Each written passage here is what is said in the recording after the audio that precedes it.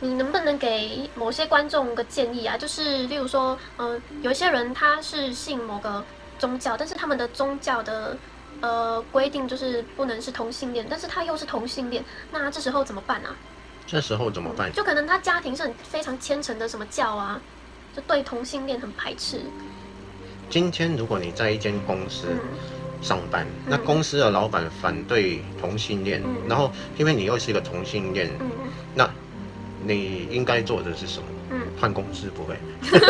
对啊，很直接的，我说的比较直接一点，就是为什么你要绑在一个信念架构下去生活呢？就是你分明就违背你的心，你为什么要去做违背你的心的事情？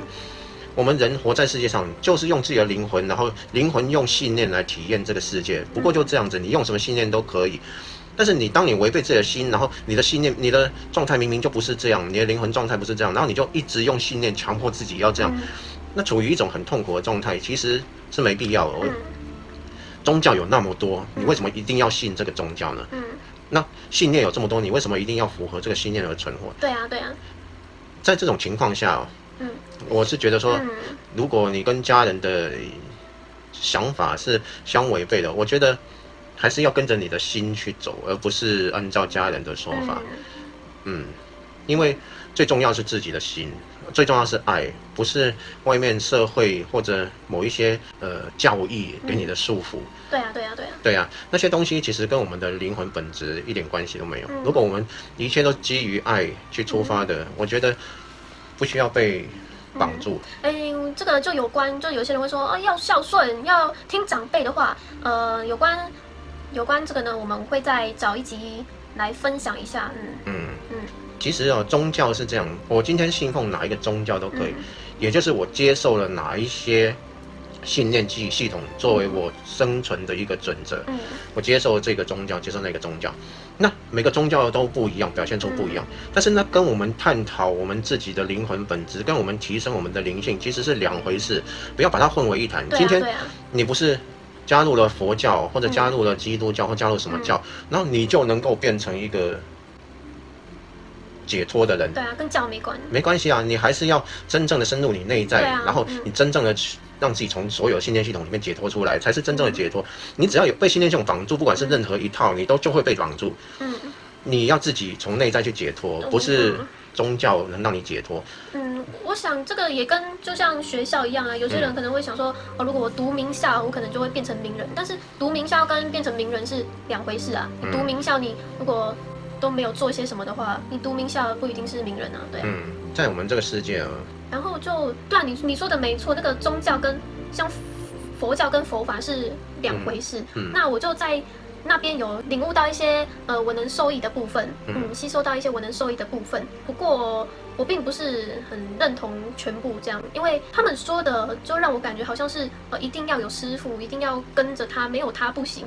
那此生就是为了他而来，就让我感觉那所以我是这一世永远都不能离开师父嘛？就是我从高中，然后到30岁、40岁、50岁，我都要跟着他吗？或是直到他死为止都要跟着他？就让人感觉好像没有跟随这位师父，就好像很严重啊，然后得不到什么啊，没有安全感啊，真的有这种感觉是。这里面不就运用了我刚刚说的那两点，里面有利也有威胁啊。你不跟着师傅就会怎样，你跟着师傅就可以享受到怎样怎样怎样，不就一直在强调这两个？这两个其实本身就是一种控制的手段，就不是告诉你说你内在才是最棒的。其实你跟随你自己内在的内心，然后你去发掘自己，你向内去内证，然后你就可以达到跟师父一样的程度，这样才是正确的。就算师父是一个很解脱的人，他也会这么告诉你，就是你跟随你内在，你去发掘你内在真正的自己。当你发现的时候，你就可以感受到跟师父一样的这么美好，这样子。对啊，那是鼓励你向内去寻找，而不是叫你跟着师傅。跟着师傅干嘛？这有什么意义？然后很奇怪，是不是每个师兄姐讲的都不一样，让我有点混乱。就是有些可能师姐跟我说到目前为止跟着师傅的都没有人开悟，那结果我又听可能另一个师姐或师兄说，那个有一个人啊，刚来到师傅的座下，第一天刚听到就开悟了，然后就搞不清楚到底什么样叫做开悟。就是对啊，我高中的时候对开悟的理解就是可能是突然一夕之间领悟到很多很有智慧的事情，那叫开悟。接收了可能宇宙大智慧，然后变得更有智慧，这样叫开悟。开悟这个词很好用，因为它是一个寻求真理的一个，好像终点一样，然后好像达到这个就很了不起什么，然后就会把这个拿来运用，就你跟着师父你就会开悟，但是开悟是什么他又不讲，然后也讲的不是那么清楚什么是开悟，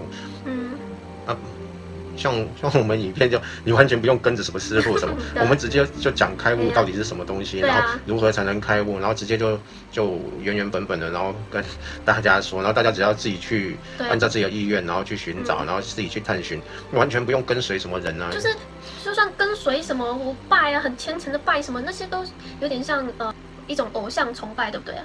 没错啊。就是只是那个角色互换而已啊。这个。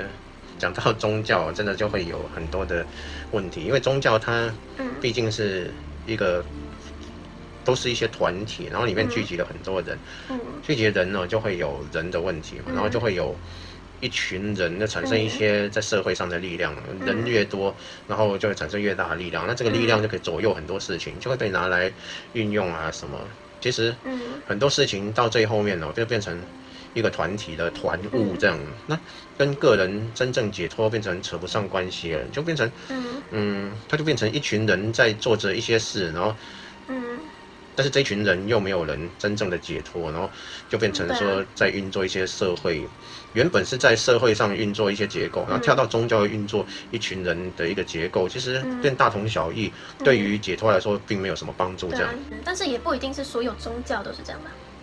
当然不是所有宗教都这样，也不是所有团体这样，很多团体它还是以解脱为目的的，对啊。像佛教就是一个很庞大的词，但是它是不是有分很多团体？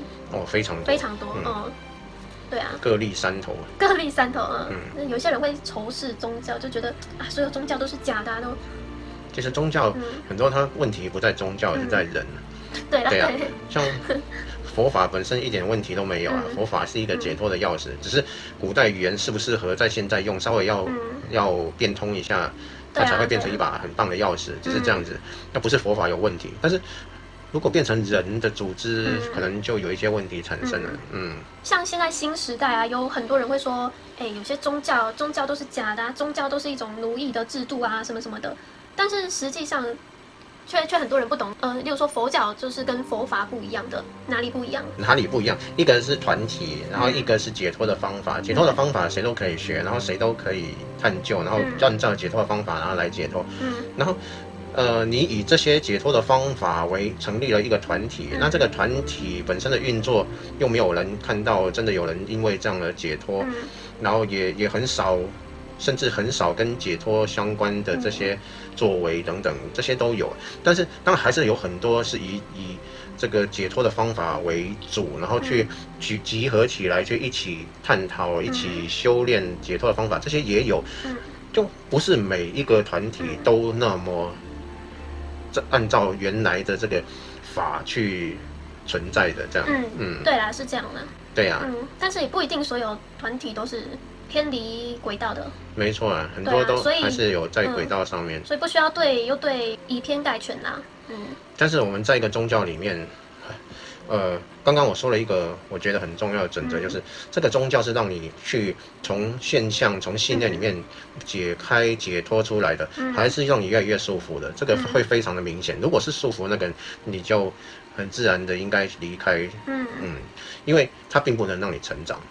对啊，如果你加入一个宗教，它是让你越来越从内在信念解脱，你绝对可以依循它，你就解脱到某一个程度，你可能就发现说，这个宗教让我解脱到这样的程度之后，就不会再进步了，就不会再动。这时候你也可以离开，去寻求更解脱的宗教，或者自己去探寻都可以。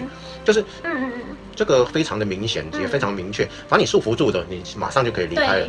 然后让你解脱到某一种程度的，那已经没办法再下去发展了，那你也应该就另外再寻求能让你更开阔的一个方式，就是这样。我们灵性的成长就是越来越开阔，越来越开阔，让自己越来越广大，这个是一个基准。如果让你越来越束缚的，那就不是真正你内在要的。要记住，没有任何一个人、任何一个地方可以把你束缚住，你是自由的。就是你要保持觉察。如果有一个人跟你说，哎，你一定要加入这个，你一定要跟我们这一团跟上不然呢会怎样怎样怎样。至少像看我们的影片，我们都是想办法让大家从一些结构里面解放出来，不会给你灌输任何让你舒服的观念。我会说，哎，你们都是我们的信徒哦。哦，不要。对啊，就像如果你们也觉得我们把你们给束缚住了，你们可以随时不看啊。对啊，重要是你内在。对啊，就分享到这里啦，拜拜。拜拜。